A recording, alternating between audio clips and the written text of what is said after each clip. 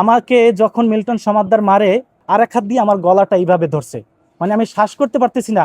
আর ওনার প্রতিষ্ঠান আমি ঘুরে দেখেছি, রোগীরা বলতেছে যে আমি বাড়ি যাব, আমি বাড়ি যাব। এই একজন মানবিক মানুষের কিভাবে উনি এমন চোখের মতো একটা সেন্সিটিভ জায়গা উনি কিভাবে সরাসরি আঘাত করতে পারে, এইটা হচ্ছে আমার প্রশ্ন।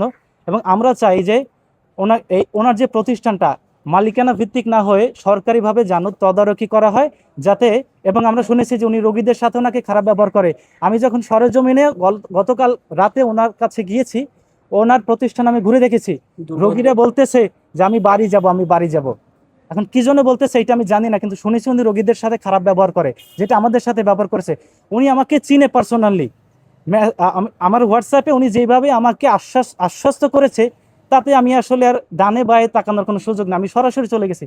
সেই জায়গা থেকে উনি যদি আমাকে চিনে আমাকে আক্রমণ করতে পারে এইভাবে, মানে আমি আসলে ভাষায় প্রকাশ করতে পারছি না, তাহলে উনি সাধারণ মানুষ যারা তাদের সাথে কেমন আচরণ করে।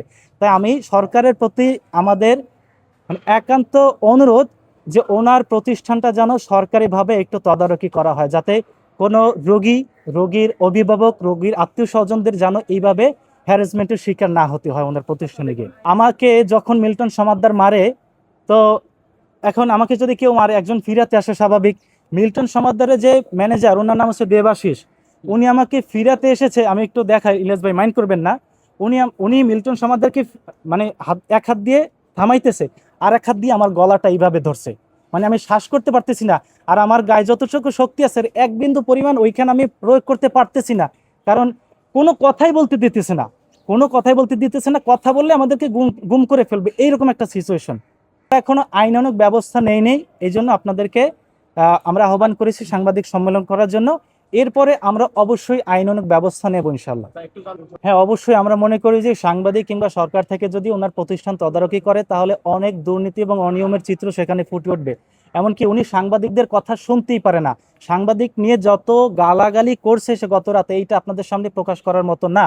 এবং আমি, আপনার প্রশ্নের উত্তর হচ্ছে, আমি স্পেসিফিকভাবে আমার পোস্টে কি লিখেছি, আমি লিখেছি মিল্টন সমাদ্দার ওনাকে নিবে না, এবং তার অফিস প্রতি মাসে 18,000 টাকা করে চাচ্ছে। মিল্টন সমাদ্দার তাকে নিবে না, প্রতি মাসে 18,000 টাকা চাচ্ছে তার অফিস, তিনি না, কিন্তু তার অফিসের সাথে আমরা কথা বলেছি, দিতে রাজি হয়েছি, তবুও তাকে নিবে না। এবং পরবর্তীতে আমি লিখেছি, সকাল থেকে তাকে ছেড়ে বাড়ি যায়নি, বৃদ্ধাকে ছেড়ে, তাকে ছেড়ে যাওয়া সম্ভব না।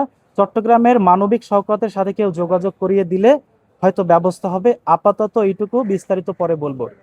আমার ক্যাপশনে এখনো সেটা রয়ে গেছে। আমরা নিয়ে গেছিলাম একজন অসহায় বৃদ্ধা মহিলাকে, যিনি বেওয়ারিশ হিসেবে আমরা তাকে রাস্তায় পেয়েছি, যিনি বৃদ্ধ হয়ে গেছেন এবং তার চিকিৎসা প্রয়োজন, সেজন্য আমরা তাকে নিয়ে এসেছি। অবশ্যই মিল্টন সমাদ্দার সেই মহিলাকে রেখেছে, উনি আমাদেরকে মারধর করার পরে উনি আমাদের সাথে এত ভালো ভালো আচরণ করছে, এবং সেই আচরণের মধ্যে ওনাকে রেখেছে, এবং তার কপি আমাদের কাছে আছে, আপনাদের যদি প্রয়োজন হয় আমরা দিতে পারবো।